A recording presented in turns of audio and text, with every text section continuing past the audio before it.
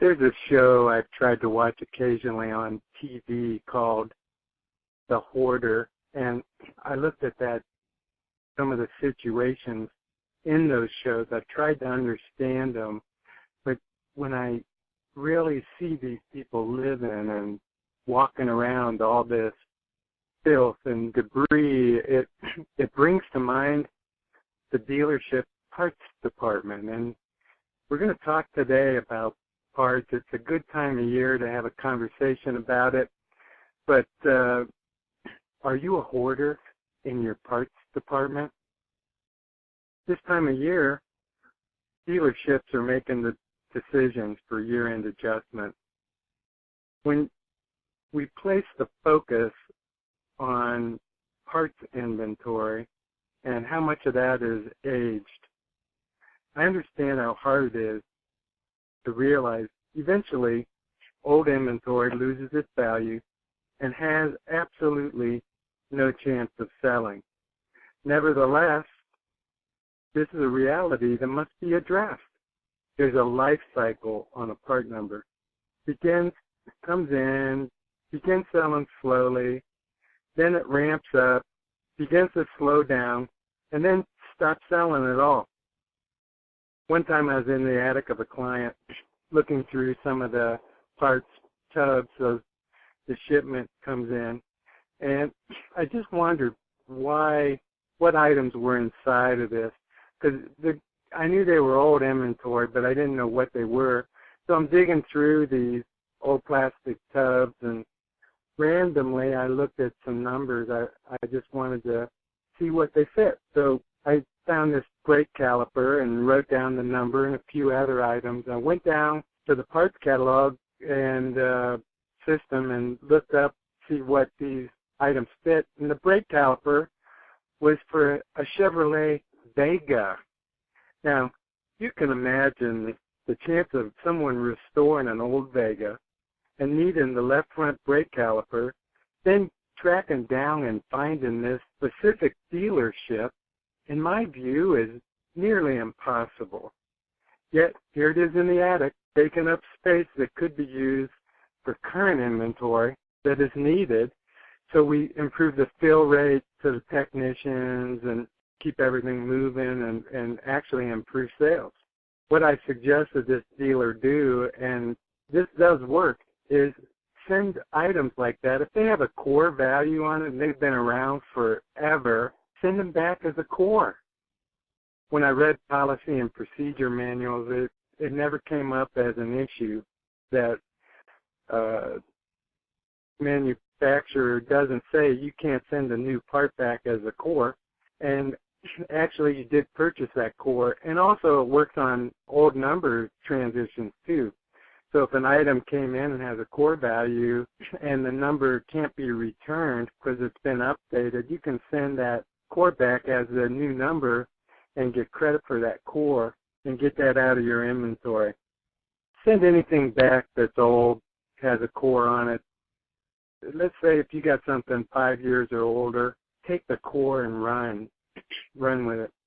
Let's focus in a little bit on protected inventory, and many of you might not even know what that is, but let's say in a General Motors dealership, you got the RIM program, and most manufacturers these days have a program similar to RIM where it's an inventory management program and helps the dealership determine what items are needed or not.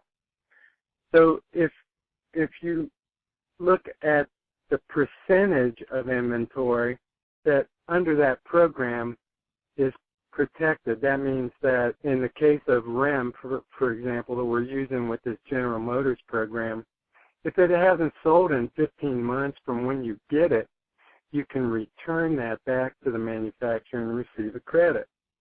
And if you don't know what percentage of your inventory is protected, that normally is available to you on the manufacturer's website, or if you don't see it there, ask a parts representative where you can get that number. You should monitor the amount of inventory that's protected. At the same time, the goal should be, that I would suggest you implement, is that over 90% of your inventory that you have as an investment is protected inventory. Now that means that the asset is real. The items that are in there, when they don't sell, you can return them back and basically receive a credit for it. That's where you want to be, above 90%. If you look at yours, I've seen percentages in the 20s because the dealers want to hold on to this. They want to retain it. They hate to part with any money. They keep it on their books, and all it does is collect dust. I know that I've had a thing where I just hate to throw a new part away. If it's a new item and that is sitting on a shelf, that's one thing. But to take that item and throw it in the dumpster, that's totally another thing. But if you sit and consider this for a moment, that is no different than the hoarders that I'm describing that have stuff stacked up the walls and we have actually unsafe living conditions because they never throw anything out. They want to save it and stack it, and who knows, someday that might be worth something. Discarding inventory that has no chance of selling has to be discussed. And at this time of year, that's the time to consider it. Most dealerships are having a pretty good year. New car sales are up. Used car departments are having good margins, and we're having some good performance on the sales side. Fixed stops, the average age of the vehicle is still high. Fixed stops are having a year too. So when we look at this, when does this merchandise hit the dumpster? When should you consider it? Well, in most dealerships, the calendar year is used for fiscal financial P&L statements.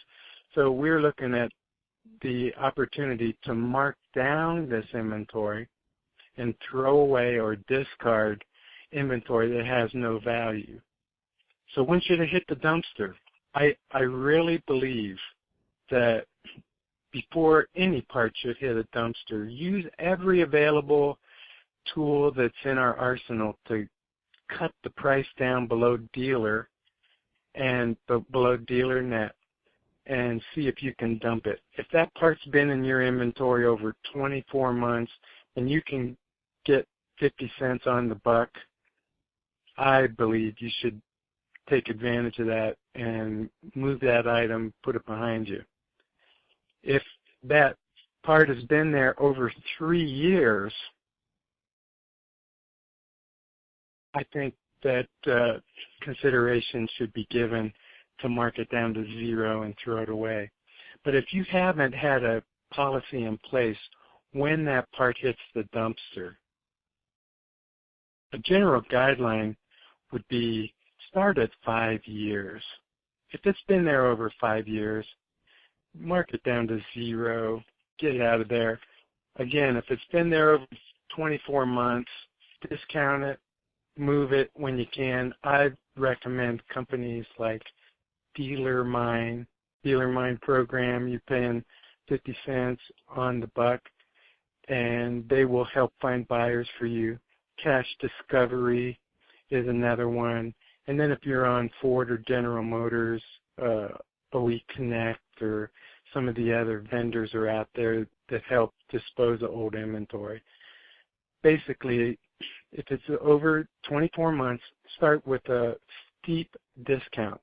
Now, I always recommend on OE Connect that if you're looking at that on your D2D, go ahead and discount that over 50%. So you're coming up on the top percentage discount programs when that comes available. And then beyond that, if it's been there for 4 years, for all intent and purposes, those items need to be considered to free up that space, fill it with merchandise that is beginning the life cycle of a part. It is starting to move. Your technician fill rate will improve, and actually your sales improve. The better you fill rate to the technician, you're going to increase sales. So rather than to spend a lot of time wasted on trying to store all of these old parts, instead of trying to just become a hoarder, write those off. It's the time of year. Take advantage of the tax break. Damage the items and throw them in the dumpster so they can't be fraudulently returned. Destroy them a little bit, throw them in the dumpster, and get rid of them. Hope everybody has a wonderful Thanksgiving, and I'll talk to you next week.